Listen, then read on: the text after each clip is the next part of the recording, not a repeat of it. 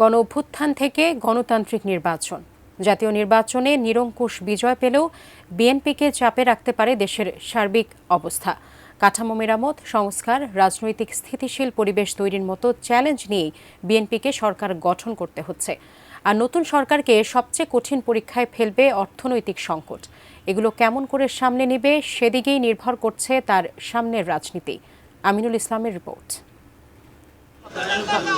ত্রয়োদশ জাতীয় সংসদ নির্বাচনে ২ শতাধিক আসনে জয়ী হয়ে সরকার গঠনের পথে বিএনপি যে বিষয়গুলোতে নোট অফ ডিসেন্ট দিয়েছে সেই বিষয়গুলোকে বাদ, সেইগুলোকে সে তো চাইবে এগুলোকে বাদ দিয়ে কিছু করতে আর কি। কিন্তু সেই ক্ষেত্রে তখন বিরোধীদের সাথে বিএনপির একটা মতদ্বৈততা তৈরি হওয়ার একটা সম্ভাবনা থাকবে। তো এইটাকে তাকে খুব বুদ্ধিমত্তার সাথে সমাধান করতে হবে।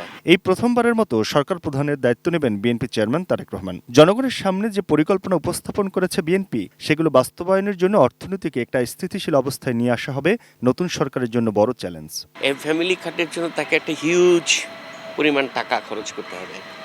এখন এই টাকাটা কোত্থেকে আসবে? অর্থের সংকটের কারণেই তো সরকার এই পে স্কেলটা দিতে পারলো না। সুতরাং সেই সংকটকে বিএনপি মোকাবেলা করতে পারবে। এই চাপে থাকা অর্থনীতিকে মানুষের জীবনযাত্রার উপযোগী অর্থনীতিতে পরিণত করা কিন্তু সময় সাপেক্ষ ব্যাপার। কারণ এটা কিন্তু ৮ মাসের হিসাব না, 18 মাস ধরে অর্থনীতির যে গতিতে চলেছে। RICL TMX, যুগের পর যুগ স্থাপনা থাকে মজবুত। সেটাকে এই ঘাটতি পূরণ করে আবার নতুন গতি তৈরি করা নতুন নির্বাচিত বিএনপির জন্য এটা একটা বড় চ্যালেঞ্জ। দলীয় শৃঙ্খলার পাশাপাশি নেতাকর্মীদের নিয়ন্ত্রণের ক্ষেত্রেও বিএনপিকে গুরুত্ব দেওয়ার পরামর্শ রাজনৈতিক বিশ্লেষকদের। তার দল হবে তার জন্য বড় চ্যালেঞ্জ আমি মনে করি। এখন দল যেহেতু বিএনপি 2/3 মেজরিটি পেয়ে গেছে, সুতরাং সে স্বাভাবিক অবস্থার চাইতেও তার অস্বাভাবিক পর্যায়ের ক্ষমতায়ন হয়ে গেছে। কর্তৃত্ববাদী সরকারের পতনের পর আইনশৃঙ্খলার যে পরিস্থিতি তৈরি হয়েছে, তা থেকে উত্তরণে সক্ষমতার প্রমাণ দেওয়াও নতুন সরকারের জন্য বড় চ্যালেঞ্জ। যত চ্যালেঞ্জ আছে তার মধ্যে অন্যতম চ্যালেঞ্জ হলো আইনশৃঙ্খলা পরিস্থিতি স্বাভাবিক করা এবং সেটি স্থিতিশীল রাখা।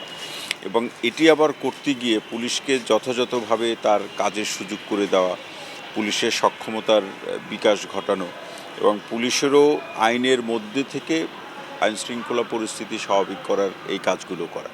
আওয়ামী লীগ ইস্যু ছাড়াও ভারতের সাথে সম্পর্ক এবং বৈশ্বিক ইস্যুতে নতুন সরকারের সামনে বেশ কিছু চ্যালেঞ্জ রয়েছে।